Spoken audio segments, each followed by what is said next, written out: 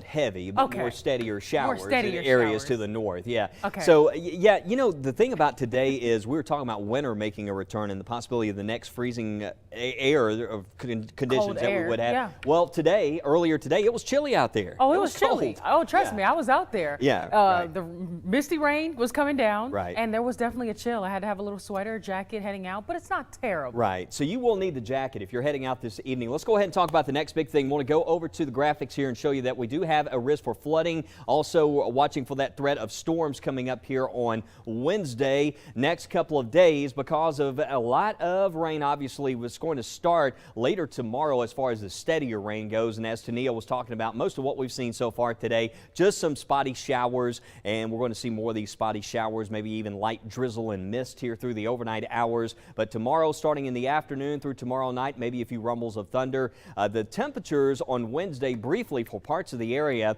we'll see a surge close to 70 degrees. That warmer, more unstable air tries to build in, and that's why we're concerned there might be a few severe storms, damaging wind gusts, and also watching Saturday for another risk of strong to severe storms across our area. So a lot that we are tracking. First Alert AccuTrack radar, again, it's mostly just some light drizzle and a few spotty showers that will be around tonight. Just a very dreary evening out there with the overcast conditions and the temperatures right now in the 50s. It's chilly out there. As far as heavier rain, though, I mentioned tomorrow afternoon, some more specifics as far as start times. You can see the steadier rain really doesn't reach us in West Alabama until midday, more into the afternoon for central areas and also for eastern areas, more in the mid to late afternoon, places like Talladega and Anniston. But that severe risk on Wednesday, this is the outlook from the Storm Prediction Center, which places most of the area in a level 1 out of 5 marginal risk, but you can see the more elevated risk in areas back to the south and west. But we just still need to watch it out there.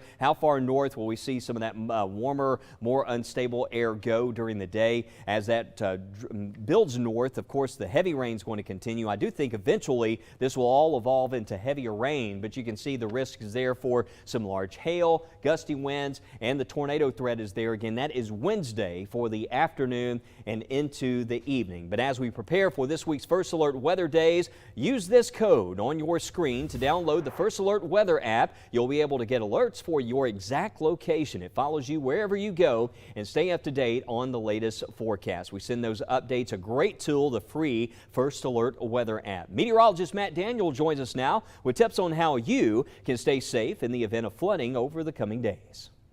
Well, as you know, we got a First Alert weather day going into Tuesday evening through Thursday morning for rounds of heavy rain, maybe some storms Wednesday. And as you know, we could use some rainfall. We've got abnormally dry conditions in yellow and then even moderate drought to the north and to the south. So initially, the rain that falls, I think we'll be able to handle at least for Tuesday evening, Tuesday night. But then where does that rain set up? Well, just to give you perspective, in February, we average about 5 inches of rain. And believe it or not, there's a chance we could, or some spots across central Alabama could pick up a month's worth of rain in maybe just 5 to 7 days. So we want to make sure you're prepared. I don't think we're going to see widespread flooding, but there is that slight risk for some excessive rainfall and potential flooding. So just know your risk. Do you live in a floodplain? Do you live in an area that floods a lot? Check your insurance for coverage of flooding. If you know you live in a spot that's very vulnerable, probably a good idea for that. For all of us, it's probably a great idea to clear those storm drains of any loose debris, especially in urban areas. There's not much where that water can go, starts to collect, and you have that ponding on the surface, and you can have some issues. And of course, whenever we have bad weather, heavy rain, thunderstorms, always a good idea to keep your electronic devices charged just in case you need them, in case you get in trouble. So just remember, we always say when it comes to flooding, turn around and don't drown. What does that mean? If it looks like the road's flooded, you don't know how deep it is, stop, don't drive through it, turn around, and you can find another way. Just to give you an idea of how powerful moving water is. 6 inches of moving water is enough to sweep a person away. When that water is moving and about 12 inches or about a foot high, we're talking about that's enough to sweep away a car. And then finally, if you have 18 or more inches of water that's moving, it's enough to sweep away a truck. So it doesn't take a lot of water to cause a lot of issues. Hopefully we won't get to this point, but it's just good to know because as we enter February and especially March, they're considered some of our wetter months of the year. Well, thanks, Matt. Well, now we want to talk about that severe threat for the weekend and more specifically your Saturday. So if you have Saturday plans, you definitely want to make sure you're staying up to date with that weather forecast. And I just wanted to show you where that severe threat is setting up. So maybe you have a little road trip or something planned this weekend and you're heading areas west. Well, that severe threat is including parts of Louisiana over towards Shreveport, Lake Charles, Jackson, Mississippi, and much of the state of Mississippi, matter of fact, and really almost the full state of Alabama. So the severe risk for this weekend, about a 15% chance. I do think we'll still see the chance for some stormy conditions, but here's what you need to know as far as being here across central Alabama. We can't rule out an isolated tornado, damaging wind gusts, and of course heavy rain. So that's what we're really paying attention to as we approach your weekend. But this week is really just very unsettled in general. So no matter what you have going on this week, make sure you download the First Alert Weather app. Also, be sure to keep in mind that if heavy rain is coming down or you're seeing those winds pick up, slow down or even pull over at a safe location as you're out and about. And make sure you have ways to receive weather information. And I mean multiple ways, like that NOAA weather radio, and make sure it's in alert mode. We're going to continue to keep you up to date on our forecast and our severe threat as we continue throughout this week, right here at WBRC, of course, and on First Alert Weather Extra. But in 30 seconds, we continue to talk about the rain expected for your Tuesday, and we're going to take you across the nation where parts of the Northeast are still seeing snow. We'll be right back.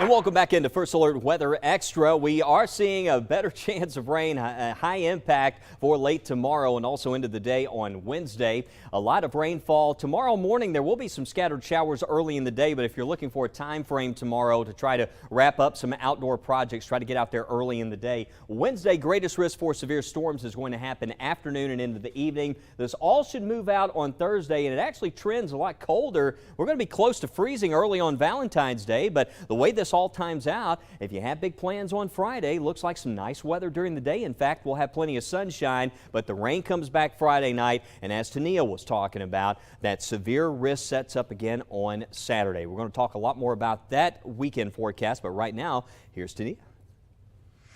Thanks, Wes. We're going to take you across America now to California. Well, it looks like we're having a little technical difficulties. There we go. Boom. We're talking about an earthquake that struck in California near San Bernardino. The first quake being a magnitude 3.6 with the second hitting just 3 minutes later at a magnitude 3.0. It's still unknown, though, whether there were any injuries or damages from these earthquakes. And across the Midwest and Northeast, a powerful winter storm bringing several inches of snow over the weekend to some areas, with more on the way this week. Jen Sullivan has details on the winter weather that has walloped several states. Millions of people in the Northeast digging out of the snow Sunday after a powerful winter storm pummeled much of the region. Busy New York City streets blanketed in white. Parts of the city getting more than 3 inches of snow, according to the National Weather Service. Preliminary snow totals show some areas in New York and other states got more than 8 inches of snow. But parts of the Great Lakes region saw even more. We did have one spot in upstate New York that topped out at 14 inches of snow. And while adults spent the morning cleaning up the mess, kids were having fun playing in it. This system that dumped several inches of snow and ice across much of the East Coast first hit the Midwest Saturday. Parts of the Twin Cities seeing as much as 8 inches of snow. The secret is to stay moving. You can't stop moving or else you get cold. St. Paul, Minnesota had so much snow that residents were helping each other clear the sidewalks and walkways. Some of us will probably be out shoveling 6 or 7 houses this weekend, right? Just to try to meet the need. It would be really great if we had more people volunteer. The winter weather isn't done yet. 3 more storms are expected in the east in the upcoming week, expecting to bring more snow to some of the areas already impacted this weekend. In New York, I'm Jen Sullivan reporting. And speaking of that upcoming winter storm, check out these future snow totals across our first alert AccuTrack. This is showing that some places across the Northeast could see up to 10 inches of snow by the end of the week. This is a part of the same system that is bringing heavy rain and storms to our area. A lot of snow there, Tania, and we're going to get a taste of some of that colder weather coming up here, it looks like, in the next few weeks. Now, I want to let you know as we take this beyond the atmosphere to go ahead and mark on your calendar. We're going to have a total lunar eclipse. It's going to come up on March the 13th. Now, of course, this is the blood moon. When you see the total lunar eclipse, you see that red hue that develops as the moon falls within Earth's shadow. Now, this is going to be late at night, so you will need to put on a pot of coffee. Yeah, this is going to start around 10:57, and the totality happens during the early morning hours, close to 2 a.m. on March the 14th, and it ends at 5 a.m., and it will be back on daylight time. The thing is, the weather's got to cooperate, right? So hopefully we have a nice evening for sky watching, but we will certainly have more updates as we approach the time for the total lunar eclipse. But this also comes as the Euclid Space Telescope has spotted what's called Einstein's ring. It's named after, of course, the great Albert Einstein. It gets its name because of the light from a distant galaxy. It actually is bending to form a ring that aligns with the object in front of it. The galaxy is essentially a cosmic magnifying glass, bringing distant objects closer in view. This is the first time the ring of light around this galaxy has ever been detected, and it's just amazing. Some of these images you see from deep space almost just does not look real. But hey, don't go anywhere. We're going to continue to talk about the severe threat for your Wednesday, and of course we're talking about the dangers of wind with respect to severe weather as it's causing intense damage across parts of Colorado. Show you other parts of the country dealing with that rough weather. That is next on Weather Extra. Stay with us.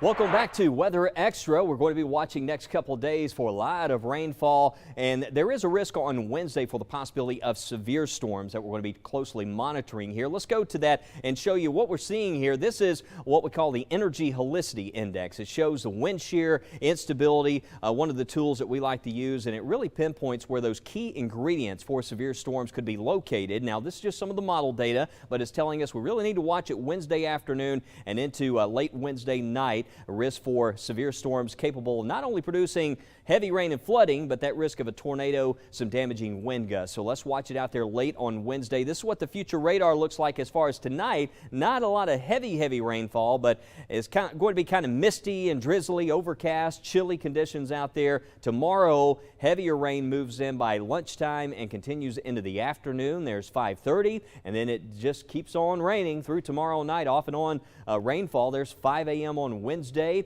and then throughout the day Wednesday, notice how some of that heavier rain builds, and this is when we could see some stronger storms try to form during the day and move in from west to east. And the thing about Wednesday, you look at these temperatures forecast, notice how to the south showing 74 at Demopolis, 72 at Clanton. I mean, really, this is the area we need to pay close attention to. I think further north, it's mostly just real heavy rainfall. 51 around Gaston, 52 around Coleman. Could see some flash flooding issues by that point in some of those areas as this moves through. And even by Wednesday night, even for areas to the south, some real heavy rain pushing through parts of Chilton, Shelby, Talladega counties.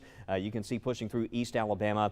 Certainly one of the more widespread heavier rainfall events that we've seen in a while that's going to move through Wednesday. And will this move out Wednesday night?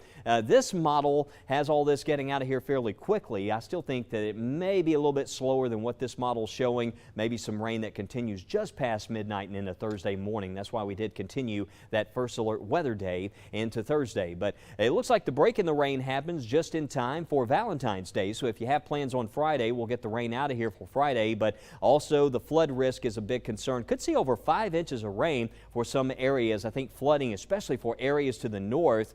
Just looking at the entire week as a whole, I think by the end of the week there, we could see easily over 5 inches of rain. So here's that first alert 10-day forecast. And Thursday, even though we have that day highlighted, know the greatest impacts are going to be early morning. Rest of the day, we'll see big time improvements, but turning a lot colder. Notice Friday morning, 34. We'll touch freezing in some locations. Friday afternoon up to 63. Watching Saturday for a risk of severe storms up to 70 degrees. I think Saturday afternoon and evening, the greatest risk of strong to severe storms. Notice Monday, 25 degrees to start the day, back to freezing. And then as we take it into next week beyond Monday, notice by Wednesday, another chance for wet weather. So looking at this 10-day forecast here, a lot of ups and downs as far as the temperatures go. So as we look beyond the 7-day forecast, meteorologist Tania Michelle joining me again here. And Tania, it looks like, we go 70 Wednesday, near freezing Friday morning, back to 70 on Saturday. This is going to be a very active pattern here over the next couple of weeks. Absolutely. We just need it to be quiet. But, I mean, we've had some quiet weather. Things get active around here, so you got to be ready for changes, right? Big changes. When you start seeing 70s in February, storms will be somewhere in the mix, right? Absolutely. Absolutely. We're still in that winter season, but let me take people beyond the 7-day to see whether or not these temperatures are going to be warmer or colder as we approach the next 7 days. So we're going to change the screen behind me. I'm going to show you what our temperature outlook is looking like, and as you can see here across the southeast, we're blue. So that means as we approach the end and closer to the end of the month of February, around February 24th, we're tracking more below average temperatures. So if you're tired of the 70-degree weather, I don't know why you would be, but if you're tired of the 70-degree weather, we should be a lot cooler closer to the end of this month. And as far as our rain chances, still above average. This month looks pretty wet overall, very unsettled. We're fighting the warm and the cold. We have colder air further north across the U.S. and then more of that warmer air mass right now across the south. So we're seeing things battling off. We're getting the storms here. Snow is up to our north. But as you can see, as we bring in closer to the end of the month of February, we're tracking above average rainfall, meaning that we're still going to be very unsettled even through the end of this month. So let me walk you through some of our rain chances as we approach the end of this month. This is February the 19th, seeing a few showers around. Of course, this is not this Wednesday. This is the following Wednesday. This is Wednesday, February the 19th. Yes, a few showers around, maybe even some stormy conditions areas south. We bring in Thursday, February the 20th, and still seeing a little bit of wet weather, possibly not a washout, but a few showers could still be around. We bring in the 22nd, a little bit drier at that point. That's a Saturday, but rain chances can easily return February the 23rd, which is Sunday. So very on and off type of rain pattern will be set up across central Alabama through the end of this month. So hold on to that rain jacket and umbrella. Matter of fact, hold on to your coat too and your shorts, because we'll likely be trickling back and forth, getting a little bit of it all. Well, in Colorado Springs, intense winds damaging several cars on Friday. Pikes Peak State College even sent out an email to tell people to check on their vehicles. Tyler Cunnington was there and saw dozens of cars with shattered glass. If you were parked in the D lot at Pikes Peak State College on Friday, well, you had a rough start to your weekend. Staggering wind gusts coming off of Cheyenne Mountain, creating what some say was a dust devil, kicking up rocks and pushing windows to the breaking point. Some students, like Jordan Lewis, saw an email from the college around 1 p.m. warning people to check on their cars. Unfortunately, I was one of them who has a damaged window. She was left picking the glass out of her seat cushion, a job that several others were going to have later that afternoon. Still kind of really unfortunate it all happened, especially knowing that we just got this car from our neighbor. A college employee breaking out the leaf blower to clean up a parking space full of glass. He says this lot was packed earlier in the day with dozens of more cars falling victim, many of them just having to take it in stride, like Ben Lawson, a tutor at the college who lost both his driver's side windows. Filing an insurance claim and duct taping it until then. Wow, I would be so mad, like absolutely mad, angry, furious. Well, we have a final check of your weather and a look at some of your weather photos that'll actually make you a little happy. So we'll hold on to that for some good news. We'll have that for you right here after the break.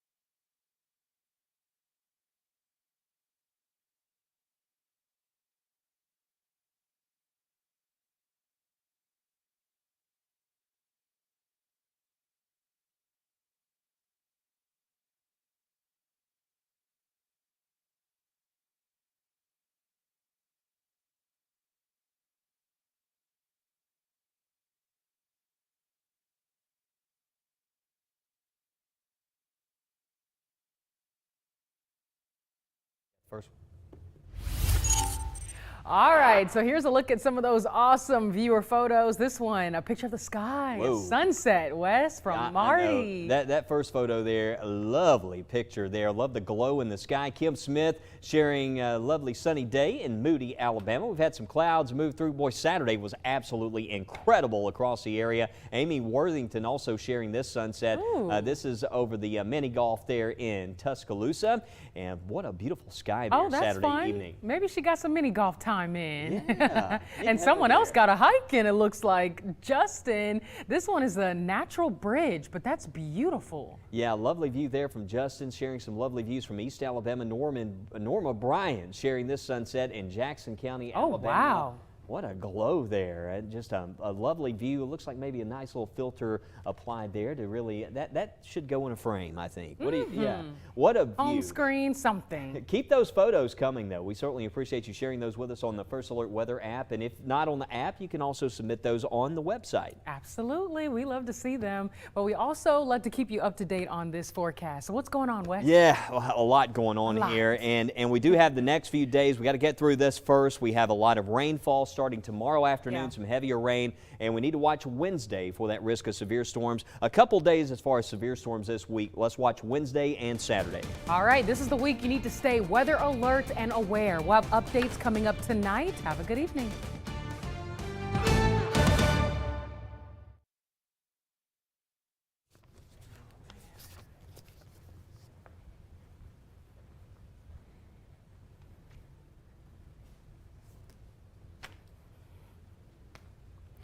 All right.